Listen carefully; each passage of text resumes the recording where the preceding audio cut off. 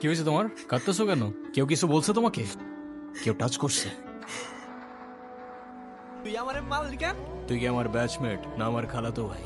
তুই তুই করে বলার রাইট কে দিছে তোরে? তোদের না আগেও বলছি সিটির বাইরের কেউ যেন ক্যাম্পাসের ভেতরে না ঢুকে। একটা ছেলে তোর জন্য এত কিছু করলো আর তুই বোকার মতো কিছু না বলে চলে আসলি। তাহলে কি করা উচিত ছিল? তোর সাথে সাথে ওকে প্রপোজ করা উচিত ছিল। যা পড়তে বস। ওই মায়ের জন্য সেদিন নিশানে ঝামেলা করছিল। আচ্ছা, ক্যাম্পাসে আসার পর থেকেই দেখলাম ওই সিনিয়র ভাইটার নাম। উনি কি কোনো পলিটিক্যাল রিলেটেড নাকি? কে? ঈশান ভাইয়া? হ্যাঁ, ঈশান। না, ভাইয়া আসলে আমাদের সব স্টুডেন্টসদের ভালো মন্দ গাইড করেন। আসসালামু আলাইকুম ভাইয়া। ওয়ালাইকুম আসসালাম। পরে কেউ আর কিছু বলে নাই তো? কি যে বলেন ভাইয়া, আপনি থাকতে কেউ আর ওকে কিছু বলার সাহস পাবে না। তোমার সাথে একজন দেখা করতে আসছে। গিয়ে বল ভাই বিজি। তোমার মা আসছে ভাই। হ্যাপি বার্থডে বাবা। আপনার মনে আছে অ্যাটলিস্ট? এই দিনটা আমি কি করে ভুলতে পারি বলো? আপনি সবই পারেন। আমি তোমার মা ঈশান। মায়ের সাথে কেউ এভাবে কথা বলে? আমার মা আমাকে অনেকগুলো বছর আগেই ছেড়ে চলে গিয়েছে। আমি তোমাকে ছেড়ে যাইনি। মনে করিয়ে দেওয়ার প্রয়োজন নেই, আমি ভুলিনি।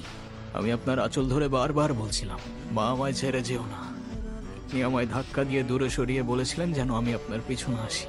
তারপর আমি তো কখনো আসিনি, তো আপনি কেন বারবার চলে আসেন? আমি তোমাকে না দেখে থাকতে পারি না বাবা। সরি, আপনি অনেক বেশি লেট করে ফেলেছেন। আর এমনিতেও আপনাদের জন্য আমার আর কোনো ইমোশনস কাজ করে না। তুমি ওনাকে বলো নাই তোমার সাথে যেন আর দেখা না করে? ওনাকেও বলছি আর আপনাকেও বলছি। উনি কি বলতে চায়, কেন এসেছিল? তেমন স্পেশাল কোনো কারণ নেই, আজকে আমার বার্থডে। সরি সরি বাবা, আমি আসলে কাজের জন্য ভুলে গিয়েছিলাম যে আজকে তোমার বার্থডে। এই যে আমার তরফ থেকে তোমার জন্য ছোট্ট একটা উপহার। আমার জীবনে দুইটা জিনিস খুব অপছন্দ জানেন, এক আপনার টাকা আর তুই আমার মায়ের ভালোবাসা। মা দেখো না মা। এই শোন, তুই না ঈশান ভাইকে প্রপোজ করে দে। তুই যাবি এখান থেকে নাকি আমি কি ডাক দিব? বলে দিস কিন্তু, বেশি দেরি করিস না। ওরা যে প্রপোজ করবো যদি না করে দেয়? বইলে দেন তো, পরেরটা পরে দেখা যাইব। I love you.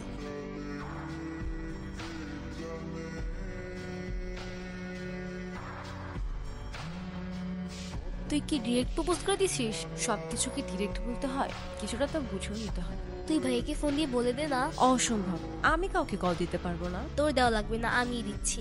তিথি, আমি ফোন দিতে নিষেধ করছি, কাউকে ফোন দিবি না। ভাইয়া আমি তিথি, আপু কি যেন আপনাকে বলবে। কি বলবো আমি? কালকে কি দেখা করতে পারবা ক্লাস শেষে?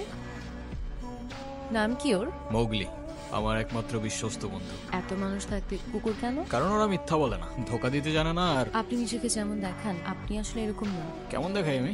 সব সময় রুট থাকেন, মনে হয় নিজেকে নিজের থেকে লুকিয়ে রাখছেন। নিজেকে নিজের থেকে লুকিয়ে যদি একটু ভালো থাকা যায় সেটাই বেটার অপশন। আপনারা তো কষ্ট কিসের? জেনে কি করবা? বলে দিলে তো আর কমে যাবে না, তাই না?